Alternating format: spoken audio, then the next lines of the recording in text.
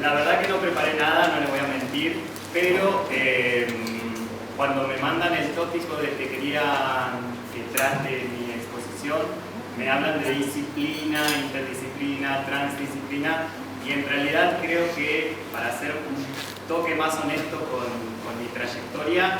me parece mejor encararlo desde la idea de la indisciplina, del indisciplinamiento, o sea, esta suerte de gesto arribista, arrogante, de no dejarse llevar demasiado por aquello que se nos impone como una subjetividad disciplinar, como un disciplinamiento a seguir con sus propias reglas, con sus propias estructuras y demás. Desde el vamos, desde que yo era muy chiquitita, le puse a mi elenco Goodbye Lenin, no solo porque estaba de moda Goodbye Lenin, sino porque la película Goodbye Lenin, sino porque además se nos enseñaba en la academia bajo el método stanislavskiano. Yo sentía que no había en ese método, no había algo que me interesase o que me atrapase de lo teatral. Y algo similar estaba ocurriendo en las obras que se veían en ese momento en Neuquén, estoy hablando de hace 15 años atrás. Entonces empecé a hacer obras muy mariconas, muy no sé, improvisadas, muy delirantes, intentando fundamentar lo que yo hacía, pero con muchas ganas de salir a la escena y de hacer ruido. Y por supuesto me fui ganando el odio de un montón de sectores que en principio veían eso como eso no es teatro, o sea, lo que vos estás haciendo no es teatro porque no se regía bajo los parámetros o bajo el método o bajo las normas o bajo las reglas de la estética, sobre todo realista. Es impresionante, pero todavía hoy la mirada crítica, la mirada que te devuelve, inclusive el espectador, la espectadora más lisa y llana y ramplona, es una mirada crítica basada en el realismo. O sea, el realismo ha subjetivado un poco la cabeza de las personas que miran absolutamente todo y buscan narrativas realistas, buscan ver en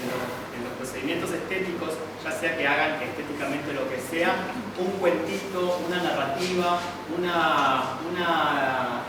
línea estructural que sea más que nada realista. Yo me fui de ahí, me fui a una cosa un poco más grotesca, abracé siempre el grotesco, abracé un poco cierta tradición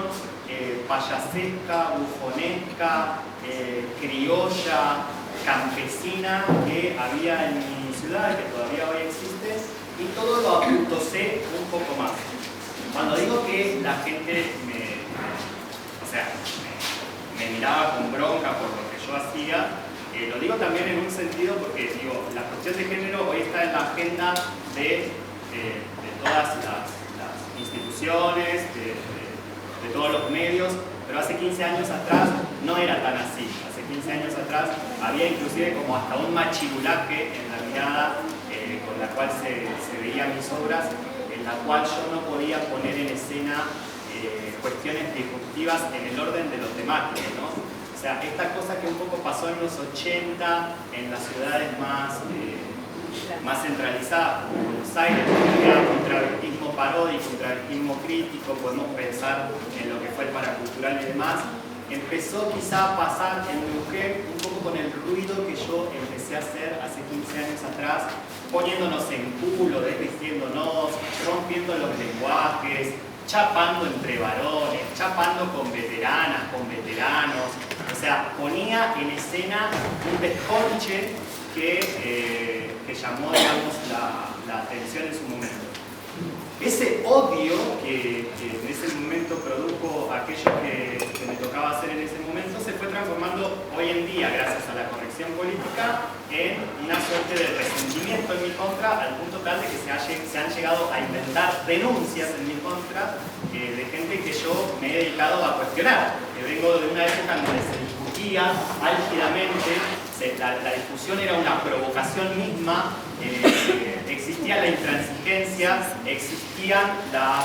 formas beligerantes de ser, existía la forma caldeada de la discusión. hoy en día con la cuestión de la corrección política,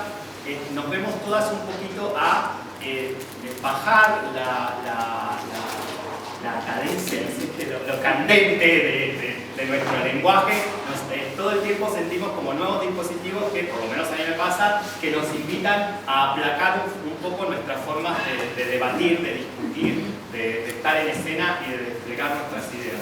Bueno, hay un gran porcentaje de gente que se sube al escenario y que hace arte y que no sé qué, que quiere estar en ese lugar de los modales de la corrección política, que no quieren saber nada conmigo y me parece perfecto, pero yo vengo siempre como a tratar de revolver otra vez ese caldero en el cual creo que la intransigencia es una herramienta, es un procedimiento que no debemos olvidar. Por supuesto que he ido aprendiendo, ya no hago las mariconadas que hacía antes, como tipo ya no me basta con subirme al escenario mostrando el culo y ya está, o sea, he refinado un poco mi técnica. Pero a lo que voy es que sí, de hecho mis dramaturgias, si yo veo las dramaturgias que escribí al principio, son mucho más inocentontas que las que escribo ahora, donde me dedico un poco más a la cuestión. Una va creciendo y se va ensericiendo en ciertas cosas. Pero no he dejado de lado la cuestión de la incorrección, que a mí me parece vital no dejarla de lado, y por eso compilé este libro que se llama Ácido Drama, Rabia de un teatro puto de provincia, en donde he puesto un poco toda esa ira, como mi teatro nació a la par de las redes sociales, nació por ejemplo con Facebook.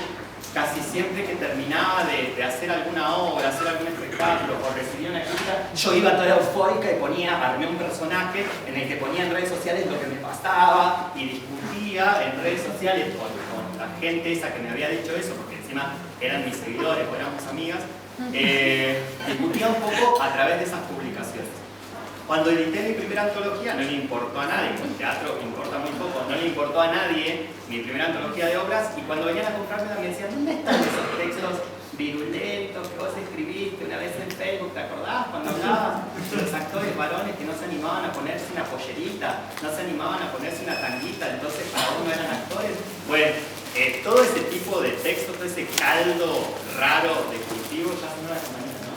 Mira, por ejemplo, rápido. Están acá. Y nada, me queda un minuto. Leo rápidamente un manifiesto de Gurbay Stanislavski que necesitaba hacer todo este prólogo para que se entendiese un poco por qué escribo estas porquerías. Y dice así: manifiesto Gurbay Stanislavski, seguir dando batalla con nuestro teatro intransigente, producir corrimientos, evitar caer en la latosa y desapasionada poca inventiva que atenta contra el lenguaje, no contar historias sencillas, no hacer obras de amor romántico, adoptar el teatro como modo de vida, retirarse con un gesto intransigente de las filas del buen gusto, preocuparse por lo que narramos, no ser parte de las narraciones hegemónicas, perderse en modos extraños de hacer, devolver el teatro al rito, a la marginalidad, a la bacanal, salir al ruedo como bestias, salir